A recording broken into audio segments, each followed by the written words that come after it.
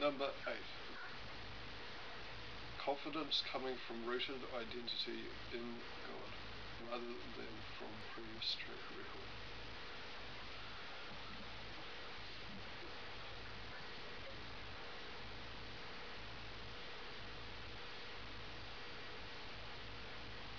If it helps, yesterday has gone into oblivion.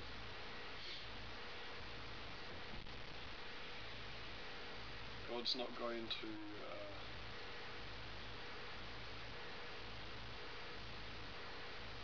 reward you at all for saying that I did that yesterday.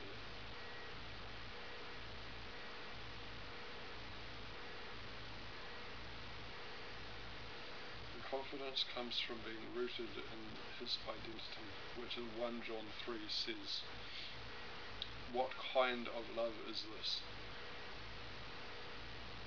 That we should be called children of God, and that is who we are, the beloved of God."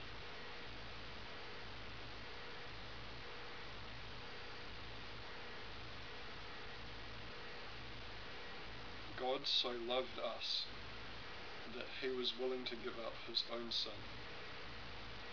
And he came down and showed us the perfect example that though he was the highest authority, he became a servant of all. And was crucified on a cross, was handed over to man's authority. And they did everything that they wanted of him. And God raised him by the power of God so that now he is alive and he ascended into heaven and is on his way back down because he cannot bear the separation.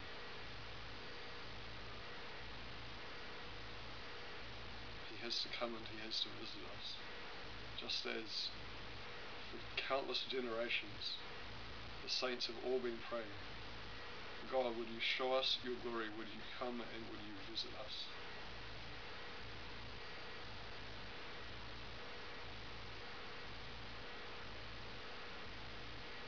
Would you come and would you raise up a movement of people that are dissatisfied with the way things are run? And would you satisfy us alone? Would you come and would you provide for us alone? Now, this doesn't even mean that you have to go and sell all your belongings and pack it up.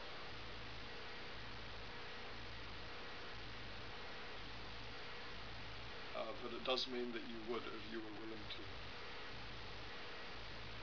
Because he sees your heart and he sees the burning in your heart and he says, I'm not going to allow this to go out. I'm going to put confidence in you because I am not daunted by your sin. I'm not daunted by your weakness. I have seen it all. I understand it. As in John chapter 2, it says, he did not need man to share testimony of who man is because he already knew what was in man.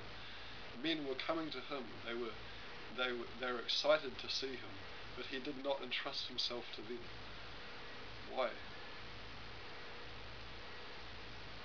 Because he never lost sight of the goal.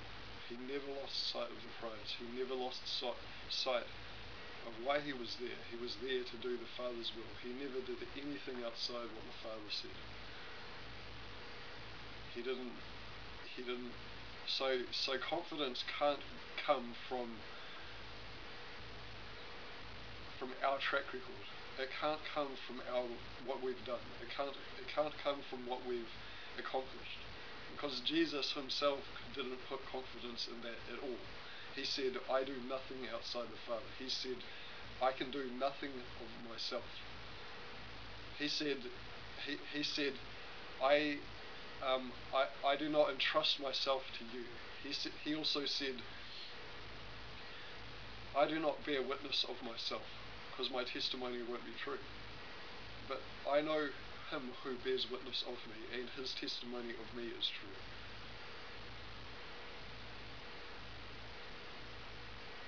He never once thought of himself, and he was the greatest man who ever lived and ever will live. This is confidence, being rooted in the identity of being the beloved of God and being a child of God. This is confidence. This is what will make you come back to him every time, because if you know that it doesn't surprise him that you did that, you'll come back to him every time, because you won't have no reason not to. The beauty is that God has placed you in the place that he has so that you'll learn this lesson. And if you entrust yourself to him like Jesus did, and if you say, I won't do anything except what the Father tells me to do, if you say, I do not bear witness of myself, if you say, I will, he sees your heart, he sees your willingness, he sees the willingness in your heart that even though you've done all that stuff that's wrong, you want to do the right stuff. You want to, like I was sharing about peace, you want to share peace with people. You want to be led by the Holy Spirit, which means that he sees that, and that's what he bases his valuation of you on. In 1 Samuel 16:7 it says, do not look on the outward appearance. It says, do not look upon him, for the Lord has rejected him, because he does not judge as man sees.